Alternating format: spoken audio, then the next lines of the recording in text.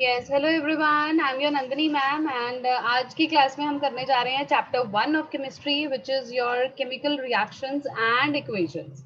Right? चलिए start करते हैं. आई नो जब केमिस्ट्री का नाम आता है ना अच्छे अच्छों के पसीने छूट जाते हैं क्योंकि केमिस्ट्री जो है ना एक तो रट्टा बड़ा मारना पड़ता है क्योंकि उसमें थोड़ा सा दिमाग लगाओ तो याद हो जाती हैं चीजें लेकिन yes we feel very weird जब भी केमिस्ट्री का नाम आता है राइट. लो जी अभी तक आपका सब कुछ ठीक चल रहा था मैंने लेक्चर स्टार्ट किया तो आवाज क्रैक हो गई है ना. चलो अब नहीं हो रही मैम। पहला मैम हो ही स्टेप रही है देखते अभी। हैं. Chemical reaction. What do you mean by chemical reaction. ठीक है. ये एक वो प्रोसेस है बेटा जिसमें आपका एक कोई नया सब्सटेंस बनेगा जिसकी ऑल टुगेदर प्रॉपर्टीज जो हैं वो बिल्कुल न्यू प्रॉपर्टीज होती हैं राइट. जो भी आपके सब्सटेंसेस आपस में इंटरैक्ट करते हैं two or more substances they interact with each other resulting in the formation of the substances which are quite new. कुछ अलग सा ही बन के नजर आता है जिनकी प्रॉपर्टीज टोटली डिफरेंट है. फॉर एग्जाम्पल अगर आप बात करते हो हाइड्रोजन प्लस ऑक्सीजन. ठीक है. जब आप इसको रिएक्ट करवा रहे हो तो यू आर गेटिंग वाटर. ये एक बड़े सिंपल सा रिएक्शन है जिसे बड़े जगह पे एज एग्जाम्पल दिया जाता है क्योंकि हाइड्रोजन जो है it is very combustible gas. Oxygen जो है ये सपोर्टर ऑफ कंबशन कहलाता है और वाटर आपको पता है it is extinguisher of combustion. तो देखो प्रॉपर्टी बिल्कुल ऑल टुगेदर डिफरेंट हो गई. हाइड्रोजन और ऑक्सीजन की प्रॉपर्टीज बिल्कुल अलग थी. वाटर जो एक प्रोडक्ट बन के आया वो टोटली डिफरेंट था. सो हुआ क्या है there is some kind of chemical change. there is rearrangement of atoms. There is breaking of the old chemical bonds and the formation of new chemical bonds. जैसे कि यहाँ पे हाइड्रोजन जो था वो अपने हाइड्रोजन के साथ जुड़ा हुआ था. It was there in the bond formation right. और ऑक्सीजन अपने ऑक्सीजन के साथ था राइट. तो अब ये जो चीजें हैं ये क्या है ये टूट रही हैं. They are breaking off. और उसके बाद नई चीज क्या बन रही है हाइड्रोजन और ऑक्सीजन आपस में जुड़कर एक बॉन्ड बना रहे हैं. So that is the characteristics of some chemical reactions. क्या है एक बार फिर से हम देखते हैं. It's chemical change. एक केमिकल चेंज हो रहा है. There is something which is happening inside the substances. There is rearrangement of atoms, there is breaking of the old bonds, there is formation of the new chemical bonds. तो ये बहुत कुछ हो रहा है. अब जो रिएक्शन होती है उसमें हमेशा आपको ये एक एरो नजर आता है. एरो क्यों दिखाया जाता है. It is showing us the direction of the reaction in which it is propagating. Reaction किस डायरेक्शन में चल रही है. What is the initial point and what is the final point right. Initial point में जो भी चीजें होंगी दैट मीन्स ये जो एरो है एरो के लेफ्ट हैंड साइड पे ये हमारा आ गया RHS और ये आ गया सॉरी LHS और ये आ गया RHS. लेफ्ट हैंड साइड पे you have reactants and product side पे you have जो आपके राइट हैंड साइड पे आ जाते हैं. ठीक है जी. वो आपके आ गए प्रोडक्ट साइड बन गई. लेफ्ट हैंड साइड आपकी रिएक्टेंट साइड बन गई. अब रिएक्टेंट और प्रोडक्ट को मुझे अगर एक्सप्लेन करना है how can I explain the terms. Reactants क्या हुई the substances which are actually participating in the chemical reaction. वो chemical reaction में participate कर रहे हैं. They are the ones who are undergoing some kind of chemical change, right? Products क्या हैं ये कुछ नया बन के आ रहा है which is the actually and result of the participation. ठीक है. एंड प्रोडक्ट हमारे पास क्या आ रहे हैं that is actually termed as your products and they are there on the right hand side. For ma'am आपकी एग्जांपल आवाज बहुत ज्यादा क्रैक हो रही है। बच्चे बाकी तो किसी को भी नहीं लग रहा. इन केस अगर आपको लग भी रही है बेटा तो वो तो नेट इश्यूज होते हैं ना. क्या करें. यहाँ पे my phone is showing me the full range. Voice crack हो रही है मैम मैम। नहीं हो रही. तो आ जाओ. हाँ जी अब हम कर रहे हैं में जल्दी एक एग्जाम्पल देखते हैं. Burning of magnesium ribbon in air. ये एक क्वेश्चन भी बड़ा इंपॉर्टेंट है. इसको आपने दिमाग में बिठा के रखना है. इसके आगे तो स्टार लगा लेते हैं क्योंकि ये वाला जो क्वेश्चन है ना बेटा इट इज लाइक देयर आपको किसी ना किसी प्री बोर्ड के एग्जाम में किसी सैम्पल पेपर में या इवन बोर्ड्स में आने के इसके चांसेस काफी रहते हैं. अब क्वेश्चंस क्या बनते हैं. सबसे पहले देखो बर्निंग ऑफ मैग्नीशियम रिबन जो होता है वो हमें एक व्हाइट डैजलिंग लाइट प्रोड्यूस करता है. It's an exothermic reaction. आप मैग्नीशियम और exothermic means endothermic you have to provide the heat. ठीक है. Magnesium and oxygen when they combine they form magnesium oxide and the colour of the magnesium oxide is white. ठीक है. White colour का हमें dazzling light नजर आती है. अब इसमें क्या ऐसी चीज है जो मैं आपको इतना इंपॉर्टेंट बता रही हूँ.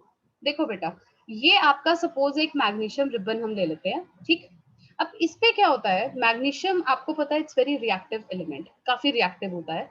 वो क्या करता है अपने जो, अब देखो मैग्नीशियम है, it is there in atmosphere, हमारे एटमॉस्फेयर में ऑक्सीजन प्रेजेंट होती है, it is very reactive. Magnesium बहुत रिएक्टिव है, it has a very good affinity towards oxygen. तो वो क्या करता है ऑक्सीजन के साथ कंबाइन करके ना, यहाँ पे ऊपर एक प्रोटेक्टिव लेयर बन जाती है मैग्नीशियम ऑक्साइड की। अब मैग्नीशियम ऑक्साइड जो है इट्स एन आयनिक कंपाउंड, ये एक आयनिक कंपाउंड होता है। आयनिक कंपाउंड का मतलब क्या होता है कि इसमें आपकी शेयरिंग नहीं हो रही, there is loss and gain of electrons, जिसकी वजह से जो बॉन्ड बनता है ना वो बहुत स्टेबल होता है, वेरी स्टेबल, वो टच से मस नहीं होता। अब जो ये नीचे वाला मैग्नीशियम है, इस लेयर के जो नीचे मैग्नीशियम है, ये तो एयर के साथ कांटेक्ट में आएगा ही नहीं, तो ये आपको आगे बर्निंग रिएक्शन शो नहीं करेगा अनटिल एंड अनलेस आप इसको किसी तरह से स्क्रैप करो, आप इसको क्लीन करो, आपको इसको सैंड पेपर के साथ रब करना पड़ता है, तब जाके वो मैग्नीशियम जो है वो एक्सपोज होगा एयर के साथ and it will burn to produce white dazzling light. तो क्वेश्चन क्या आता है, why magnesium ribbon has to be cleaned by rubbing with sand paper, ठीक है। तो ये जो व्हाइट डार्जलिंग लाइट आती है, ऑल्दो हमारी आईज के लिए तो इट्स वेरी हार्मफुल, बट ठीक है, ये एक एक्सपेरिमेंट के लिए बहुत अच्छा एक्सपेरिमेंट है, ठीक है जी। अब आता है बेटा कि हमारी जो डेली लाइफ में रिएक्शंस होती हैं, क्या आप मुझे Excuse me, कोई ma'am. कोई भी रिएक्शन बता सकते हो? हाँ जी बेटे बोलो Parth. Formation of curd. Formation of curd, ma'am हाँ। जो ये है हम ये लिख सकते हैं इस क्वेश्चन में, clean a piece of magnesium ribbon by rubbing with the sandpaper to remove the layer of magnesium oxide जी हो, हाँ जी, हाँ जी बिल्कुल लिख इसका सकते हैं। प्रोसेस, हाँ या जी हाँ फिर जी, या फिर यस या फिर कोई और लिखना पड़ेगा? नहीं नहीं, ये ठीक है बेटा, we are just doing this step to remove that layer, जो मैग्नीशियम ऑक्साइड की लेयर है उसको रिमूव करना है हमने, इसीलिए हम उसको रब करते हैं, ठीक है। यस कुशल, वेरी गुड। भव्य मैं अभी आपकी बात का जवाब देती हूँ बेटा, just give me few minutes. तो हमारे जो डेली लाइफ में रिएक्शंस हो रही हैं, सिंपल रिएक्शंस हैं, जैसे कि कर्ड फॉर्मेशन हो रही है, फूड डाइजेशन हो रहा है, रेस्पिरेशन हो रही है, फोटोसिंथेसिस हो रही है, फर्मेंटेशन का हमने नाम सुना है, तो ये सारी क्या है, दीज आर द रिएक्शंस। अब रिएक्शन तो हमने बोल दी, ठीक है। अब मुझे एक बात बताओ, क्या आप किसी कंपाउंड के इंटरनल स्ट्रक्चर में जाके देख सकते हो? नहीं देख सकते, है ना। तो इसका मतलब जब भी कोई केमिकल चेंज होगा ना, वो कुछ ना कुछ हिंट जरूर देता है ना। जैसे शाहरुख खान था, वो क्या कहता था काजोल को, पलट पलट पलट, और वो पलटी, तो ये इंडिकेशन था। अब पता नहीं किस चीज का इंडिकेशन था, लेकिन हमारी केमिकल रिएक्शंस के जो इंडिकेशंस हैं, जिसे हम कैरेक्टरिस्टिक्स ऑफ केमिकल रिएक्शन के नाम से जानते हैं, वो क्या होता है?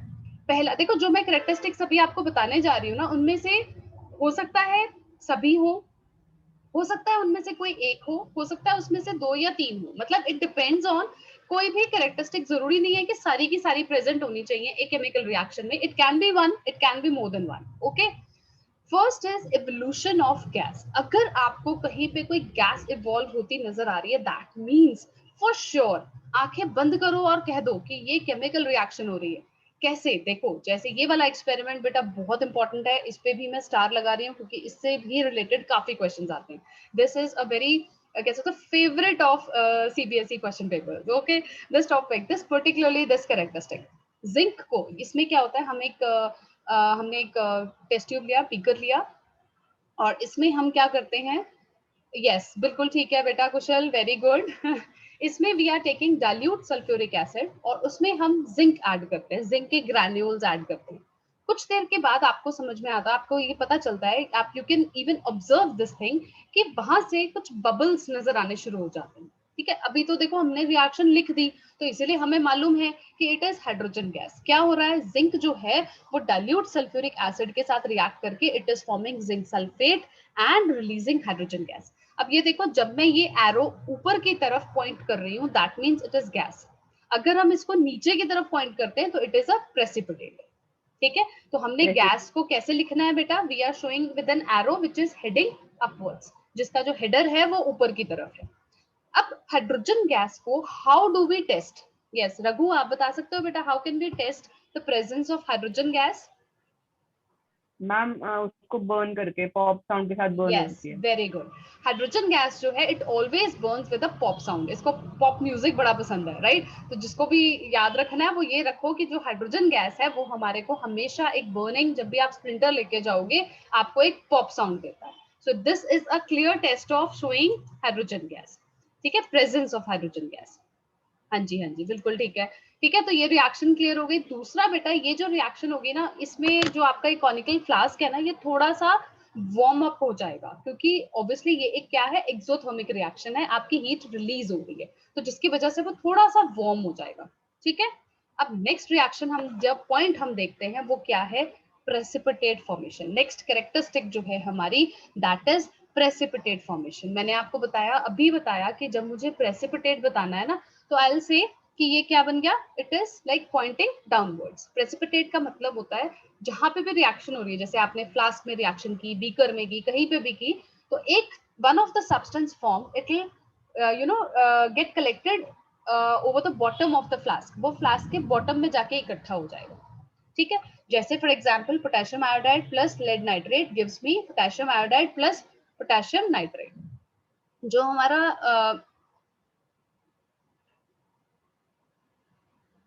जो हमारा लेड नाइट आयोडाइड है, sorry, that is yellow in colour, और ये येलो प्रेसिपिटेट बना रहा है।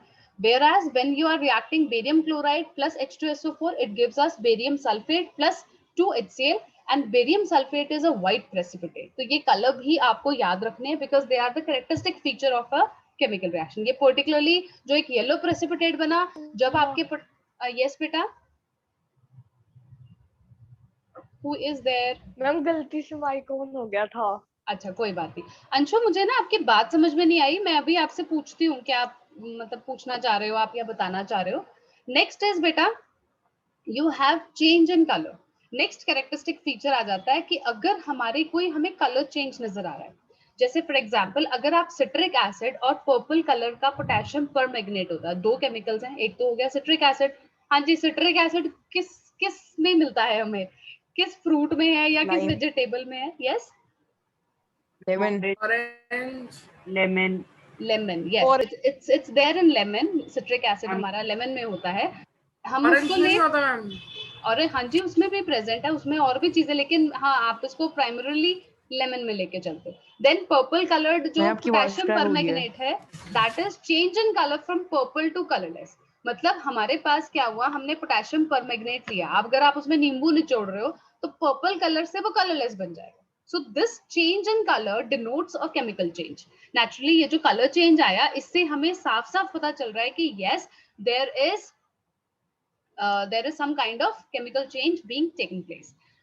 जैसे एक और एग्जाम्पल मैंने दिया हुआ है, अगर हम सल्फर डाइऑक्साइड और एसिडिफाइड पोटेशियम डाइक्रोमेट ले लेते हैं, इसमें भी हमारा कलर चेंज आता है ऑरेंज टू ग्रीन। तो ये कलर चेंजेस आपको याद रखने हैं। ठीक है बेटा, नेक्स्ट कैरेक्टरिस्टिक फीचर आएगा हमारा चेंज इन टेम्परेचर। अब चेंज इन टेम्परेचर, टेम्परेचर क्या होता है? पहले तो टेम्परेचर कौन बता रहा है? मयंक बताएंगे। मयंक, आप बताओगे? Yes, Temperature is the surrounding climate. It's the degree of hotness और कोल्डनेस, राइट? टेम्परेचर वही होता है, हमें ठंडा या गर्म क्या चीज है। अब रिएक्शंस बेटा, हम इसको लेके चलते हैं कि आप जो रिएक्शंस हैं मेरी, या तो वो हीट को रिलीज करेंगे या हीट को अब्सॉर्ब करेंगे। तो हम यहाँ पे रिएक्शंस को दो कैटेगरीज में डिवाइड कर रहे हैं। नंबर 1 इज एक्सोथर्मिक, ठीक है, नंबर 2 इज एंडोथर्मिक। ठीक हो गया? एक्सो मतलब बाहर, थर्मिक मतलब हीट। जब हीट रिलीज हो रही है, बाहर की तरफ जा रही है, that is called as exothermic reaction. ठीक है बेटा, एक्सो का मतलब हो गया out and thermic means heat. Whereas when you are talking about the endothermic, endo means inside and thermic means heat. अब exothermic मतलब these are the reactions which are actually producing the heat and there is rise in temperature. मैंने आपको very first experiment में बता दिया था, जब हमने जिंक और dilute सल्फ्यूरिक एसिड को रिएक्ट करवाया था, we got to have hydrogen gas, evolution of hydrogen gas हुआ था। वहां पे आपका वो जो फ्लास्क था वो थोड़ा सा गर्म हो जाएगा, वार्म अप हो जाएगा। क्यों? क्योंकि it is an exothermic reaction. ठीक है बेटा? Whereas when we are talking of the endothermic reactions, वहां पे रिएक्शन को सक्सीड करने के लिए या प्रोसीड करने के लिए एनर्जी की रिक्वायरमेंट होती है। क्योंकि हमने बात की जब रिएक्शन होती है होता क्या है एक्चुअली, आपके पुराने केमिकल बॉन्ड्स टूट रहे हैं, नए बन रहे हैं। वो जो बॉन्ड टूट रहे हैं उनको तोड़ने के लिए you need some kind of energy. तोड़ने का मतलब ये नहीं है गए और मुक्का मक्का मारा और टूट टाट के आ गए, चलो जी हमने कर लिया, कंपाउंड तोड़ दिया। It's not like that. जैसे कि आपके वो बॉन्ड्स बने होते हैं, बॉन्ड्स का मतलब होता है the electrons are being shared और दे आर बीइंग ट्रांसफर्ड। तो उसके वजह से एक इनविजिबल हमें एक बॉन्ड स्ट्रेंथ वहां पे प्रेजेंट होता है, बॉन्ड प्रेजेंट होता है, जिसको आपको तोड़ना पड़ेगा, ब्रेक डाउन करना पड़ेगा, ताकि वो इलेक्ट्रॉन्स जो है वो फ्री हो सके और वो कुछ नया सब्सटेंस बना सके। That is why heat is required. For example अगर हम बेरियम हाइड्रोक्साइड और अमोनियम क्लोराइड को रिएक्ट करवाते हैं, I am going to get barium chloride, ammonia and water. इस रिएक्शन को प्रोसीड करने के लिए हमें यहाँ पे हीट प्रोवाइड करनी पड़ेगी। ठीक है, आपको उस फ्लास्क को हीट करना पड़ेगा, तभी वो रिएक्शन प्रोसीड करेगी। नेक्स्ट कैरेक्टरिस्टिक फीचर क्या है? That is change in state. जो स्टेट है वो चेंज हो जाएगी, जैसे सॉलिड से लिक्विड हो गया या लिक्विड से गैस हो गया। तो ये वाली जो स्टेट इन चेंज आ रही है, ये भी आपको इंडिकेट कर सकती है कि यस कुछ ऐसी रिएक्शन हुई। जैसे फॉर एग्जांपल मिल्क है, मिल्क आपका लिक्विड है, जब कर्ड फॉर्मेशन होती है वो सेमी सॉलिड बन जाता है, राइट? तो इस तरह से वो क्या हुआ, हमारी एक स्टेट चेंज जो है वो हमें नजर आ रहा है। अब आती है बारी कि हम अब केमिकल इक्वेशन को कैसे रिप्रेजेंट करते हैं। हमने अभी तक रिएक्शन की बात की है, we have talked about the chemical reaction, but what do you mean by chemical equation? Chemical equation क्या चीज है? इक्वेशन मतलब यार ये तो वर्ड सुना सुना लग रहा है ना, लीनियर इक्वेशन और ये chemical representing a equation. chemical reaction with formula and symbols. Yes, हम यहाँ पे अब क्या कर रहे हैं, वी आर एक्चुअली, देखो एक केमिकल रिएक्शन हो रही है, अगर हम उसको अपने वर्ड्स में लिखेंगे ना तो फिर तो बिल्कुल केमिस्ट्री से नफरत हो जाएगी और ऑल ओवर द वर्ल्ड एक यूनिफॉर्मिटी जो है वो नहीं आएगी। तो in order to do that आप केमिकल रिएक्शन को रिप्रेजेंट कर रहे हो with the help of symbols and formulas of that substance. जो भी उसमें इन्वॉल्व हैं उनके हमने सिंबल्स लिए, उनको हमने जैसे कंपाउंड का जो फॉर्मूला बन रहा था उसके अकॉर्डिंग उसको रिप्रेजेंट किया। तो उससे आपको काफी एक राइटिंग पार्ट में काफी हेल्प मिलता है। ठीक है बेटा, ठीक है जी, हाँ बिल्कुल ठीक है, शॉर्ट हैंड हो गया एक तरह से, बिल्कुल। तो zinc plus H2SO4 gives me zinc sulphate plus hydrogen gas. तो यहाँ पे एज यू कैन सी, हमने अभी थोड़ी देर पहले ये बात की थी कि हमारे लेफ्ट हैंड साइड पे वी हैव रिएक्टेंट्स और राइट हैंड साइड पे वी हैव प्रोडक्ट्स। ठीक हो गया, गॉट इट? अब बारी आती है बैलेंसिंग ऑफ केमिकल इक्वेशंस। अब देखो हमें ये मालूम है, अगर आप कभी नोटिस करो, हम जब भी एक रिएक्शन लिखते हैं ना उसके आगे नंबर लिख देते हैं। जैसे मैंने अभी वाटर फॉर्मेशन जब लिखा था तो आई रोट लाइक दिस, मैंने इसको लिखा एंड आई अनकॉन्शियसली मैंने यहाँ पे अपने आप यहाँ पे नंबर्स कुछ लिख दिए।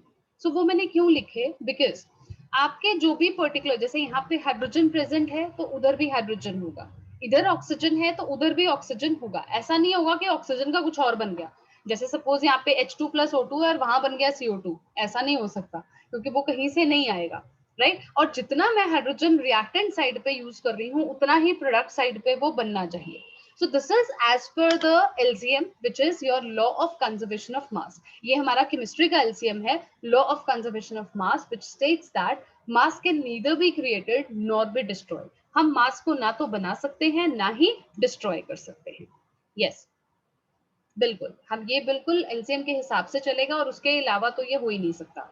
सो जितने भी number of various types of atoms हैं आपके रिएक्टेंट साइड पे, that should be equivalent to that there in the product side.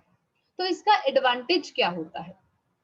Chemical equation हम लिख रहे हैं, ठीक है, हमें एक काम बढ़ गया हमारा, हमें सिंबल्स याद करने पड़ते हैं, हमें बैलेंसेस याद करनी पड़ती हैं, हमें हर कंपाउंड के अंदर कॉन्स्टिट्यूएंट एलिमेंट्स का पता होना चाहिए। जैसे फॉर एग्जांपल पोटेशियम डाइक्रोमेट बोला, मुझे पता होना चाहिए उसमें पोटेशियम है, क्रोमियम है, उसमें ऑक्सीजन आता है, कितना कितना आ रहा है वो भी मुझे याद रखना है। सो लेकिन उस केमिकल इक्वेशन को लिखने के फायदे बहुत है। सबसे पहले तो हमें फिजिकल स्टेट पता चल जाती है। जैसे फॉर एग्जांपल अगर कोई चीज सॉलिड है तो हम उसके ब्रैकेट में S लिख देते हैं, अगर कोई चीज लिक्विड है तो हम ब्रैकेट में L लिख देते हैं, गैस है तो हम G लिख सकते हैं या फिर हमारा सिंबल बना सकते हैं। इसी तरह से अगर कोई चीज पानी में सोल्यूबल है तो हम एक्वस का सिंबल लगा देते हैं, राइट? तो ये जैसे अब डाइल्यूट हमने लिखा, डाइल्यूट का मतलब क्या है कि उसमें पानी मिला हुआ है, एसिड में there is some water content over there, वो पानी ज्यादा है, एसिड कम है, तो वो शो कर रहे हैं। अगर एसिड ज्यादा होगा तो हम उस पर आगे कंसंट्रेटेड वर्ड यूज करेंगे। अगर हमारी केमिकल रिएक्शन में कोई हीट चेंज हो रहा है तो वो हमें दिखाते हैं, वो हमें पता चल जाता है। हम एरो पे आपने देखा होगा, वी पुट, जब भी कोई एंडोथर्मिक रिएक्शन है तो we put like a triangle over the arrow, this shows कि इट्स एन एंडोथर्मिक रिएक्शन। ठीक है, नेचर ऑफ रिएक्टेंट्स हमें पता चल जाता है, प्रोडक्ट पता चल जाता है, कंडीशंस क्या रिक्वायर्ड है। जैसे फॉर एग्जांपल अगर मुझे कोई पर्टिकुलरली टेम्परेचर चाहिए कि मुझे 300 डिग्री चाहिए, तो मैं यहाँ पे मेंशन करूँ, it is a rule to write it in a chemical equation। तो उससे क्या होता है, आपके लिए जो कंडीशन रिक्वायर्ड है एक पर्टिकुलर रिएक्शन को सस्टेन करने के लिए, वो सब चीजें आप बड़े आराम से फटाफट से उसको लर्न भी कर सकते हो और आपको पता भी चल गई। All over the world it will be the same. ठीक है बेटा, गॉट इट? इतना समझ में आ गया है सबको?